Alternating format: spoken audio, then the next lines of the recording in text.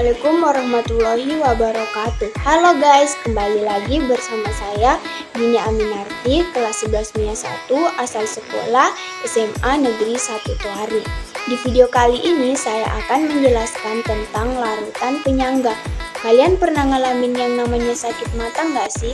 Rasanya tuh udah nggak enak banget karena matanya pasti jadi sakit, jadi merah. Belum lagi belekan yang biasanya ada di bagian mata.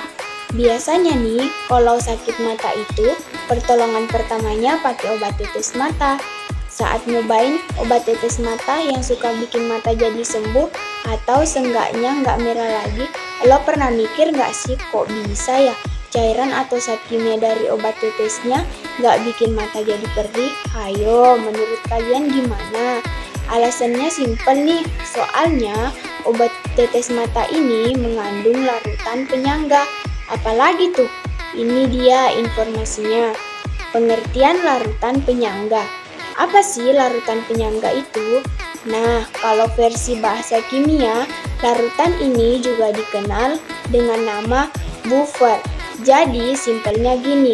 Larutan penyangga atau buffer merupakan larutan yang pH-nya tidak berubah sama sekali jika ditambahkan air. Jika ditambahkan sedikit asam maupun basa, pH-nya pun tidak berubah secara signifikan atau hanya sedikit. Misalkan larutan penyangga punya pH 5, terus lo tambahin air ke dalam larutannya. Pas dicek pH-nya ternyata masih 5 juga. Nah, itu namanya larutan penyangga. Contoh lainnya nih, kalau ada larutan dengan pH 5, terus lo coba nambahin asam atau basa yang akhirnya bikin pH berubah ke 4,9 atau sekitar 5,1. Itu namanya larutan penyangga. Soalnya perubahan angkanya juga enggak signifikan banget. Dilansir dari Kumparan, larutan ini bisa lo temui di kehidupan sehari-hari lo, seperti obat tetes mata. Wah, menarik ya.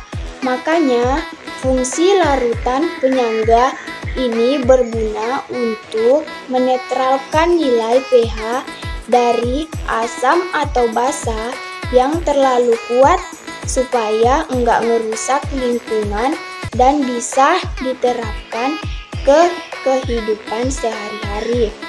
Sifat larutan penyangga di atas udah dijelasin tentang pengertian buffer. Setelah paham sama pengertiannya, mungkin lo bertanya-tanya sendiri, nih kok bisa sih yang dicampur bahan lainnya malah enggak ngerubah pH secara signifikan? Soalnya larutan ini sendiri dari awal sudah mengandung zat bersifat asam dan basa. Makanya kalaupun ada penambahan itu nggak terlalu tinggi angka pH-nya. Sekarang lo bakal belajar tentang sifat larutan penyangga itu sendiri yang dibagi jadi 2 jenis. Apa aja? Larutan penyangga asam.